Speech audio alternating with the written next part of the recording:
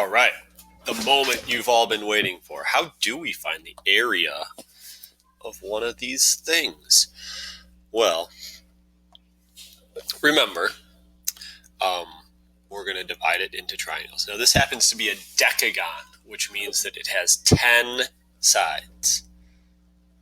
So which means we're going to divide it into 10 triangles. And let me sketch those triangles in. And if I can find the area of one of those triangles, then I will be successful in multiplying it by 10 and finding the area of this whole thing. They give us some information here. I don't like this line. I want to draw that line better. It's an important line. It deserves a better drawing than that. Okay, so they have told us that the base of this triangle is 8 inches and the height of the triangle is 12.3 inches. So all I have to do is to find the area of the triangle. I can do 1/2 base times height, which is 1/2 8 times 12.3. That will tell me that the area of that triangle is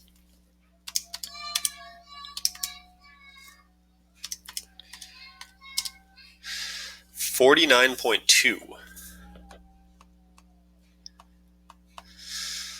And there's 10 triangles. So 49.2 times 10 equals 492, and my units here are inches, and we're talking about area, so we're talking about square inches. Now, that's one way to find the area of this regular polygon. And what we did here, really, the area of this polygon, I'm going to write A sub P for area of polygon, is equal to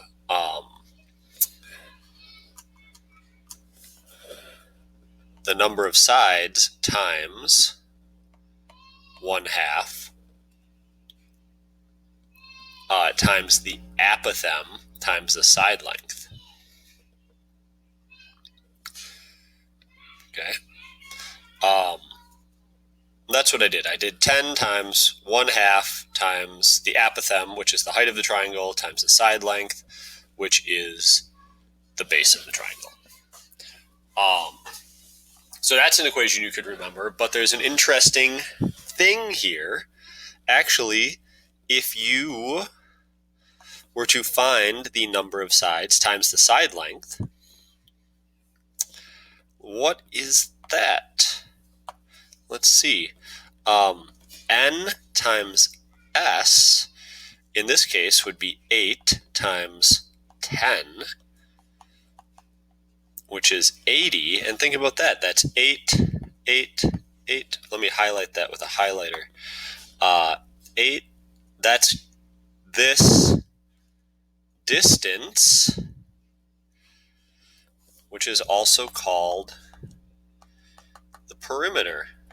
That's the whole distance around. So another way to think about this, because the number of sides times the side length equals the perimeter,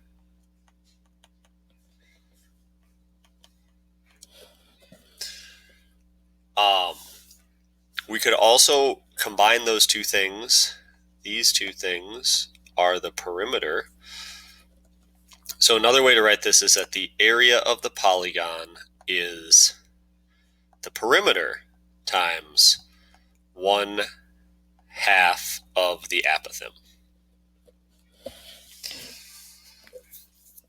So you could use either one of those equations. In some cases, you might want to use one over the other to save yourself a little bit of time. I don't think there's any case when you're going to have to use one or the other. You can kind of pick your favorite. But there you go. I guess in the book they write this as 1/2 AP, which is obviously the same because multiplication is commutative, but that's what it'll look like when I put the note slide up. So there it is.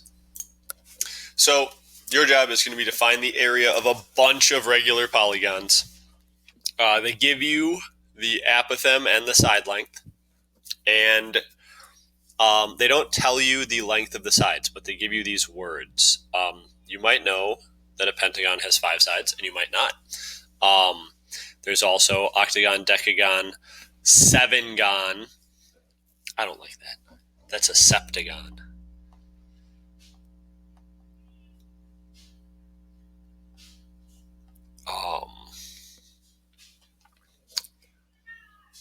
There's another word for it too.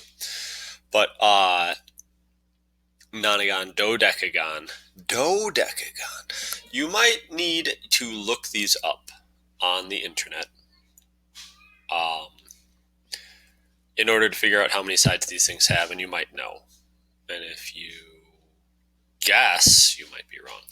Septagon, and there's another. It's a heptagon. So this is either a septagon or a heptagon. I don't know why it has 2 names. Maybe that's why they just called it a sevengon, to give it a 3rd name, because, you know, the more the merrier. Cool. So find the areas of these shapes. Figure out how many sides they have by using the name they gave you. And if you haven't heard that word before, search it up on the internet. It should be pretty easy to figure out. And then we'll dabble with some special right triangles once more in this new setting of area of polygons. Those special right triangles, they just keep coming back. Okay. Good luck. I'll see you in the next video.